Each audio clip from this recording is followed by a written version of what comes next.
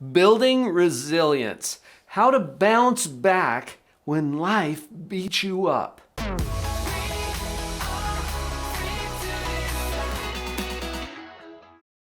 Hi, I'm Dr. Paul Jenkins. I'm a professional psychologist, and this is a topic that comes up quite a bit. Let's first define resilience, and then I'll give you 4 powerful strategies that will help you stay resilient when those hard times come.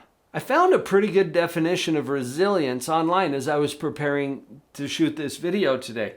Resilience is the ability to adapt and bounce back in the face of adversity, trauma, or stress, and to maintain a sense of well-being and purpose despite challenging circumstances. I like that definition for a number of reasons, and I'm going to go to the end first.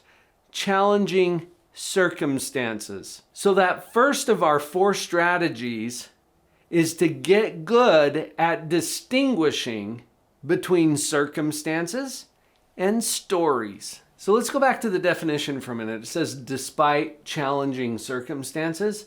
Notice that we're calling them challenging circumstances, when really they're just circumstances.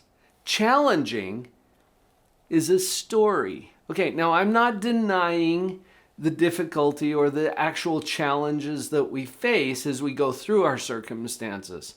But when we call them challenging, we're creating a story about them. A couple of years ago during the pandemic, I got a call from one of my corporate clients. This is a hospital that I had worked with in British Columbia. And they called me saying, Dr. Paul, could you do a little virtual program for us about how to stay positive during such challenging times? That's how they asked me. And in the training, that's where we started. Challenging times compared to what? A few years ago, I had the opportunity to listen to an amazing speaker. Her name is Immaculée Ilibagiza. She survived the genocide in Rwanda.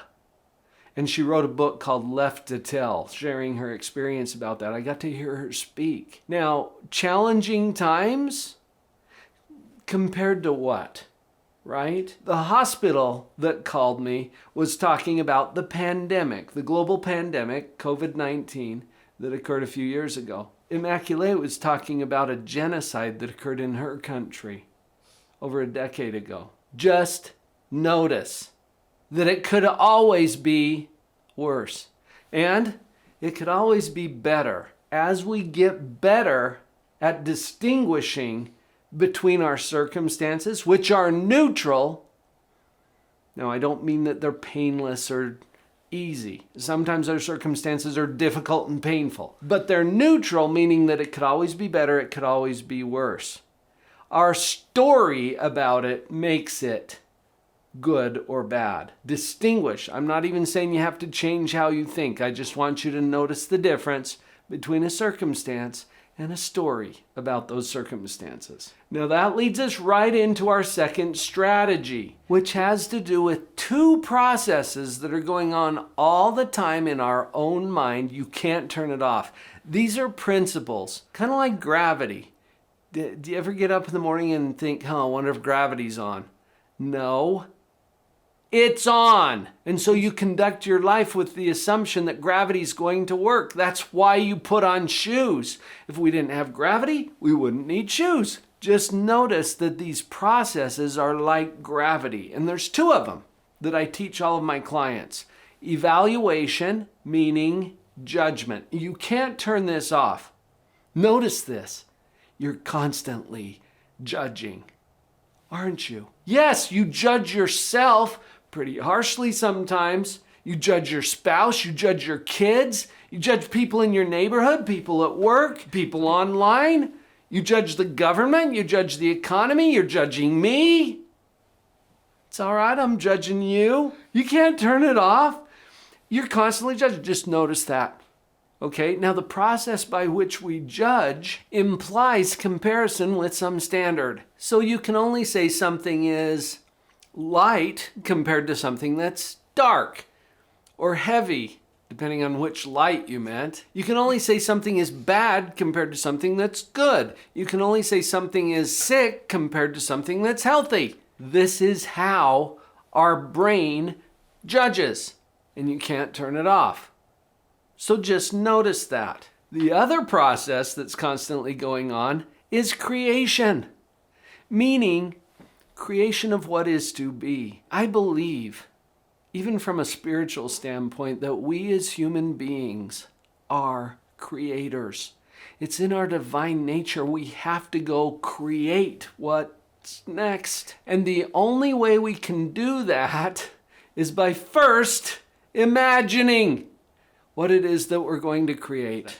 That's not a direct quote, obviously, but this is the idea. The angel was always there in the stone. The carver just had to set it free and get all of the other stuff out of the way. That implies that the artist already knew what it looked like.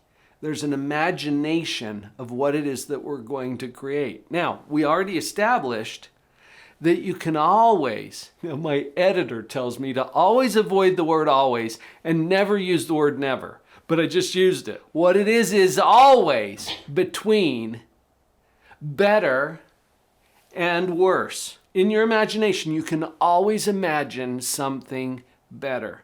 You can always imagine something worse.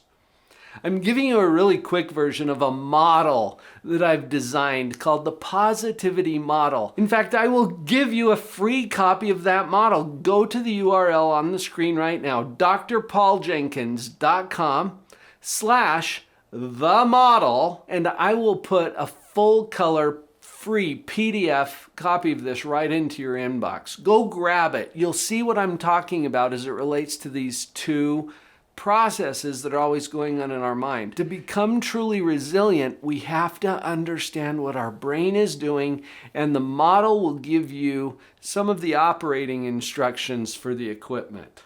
Go get it. drpauljenkins.com/themodel.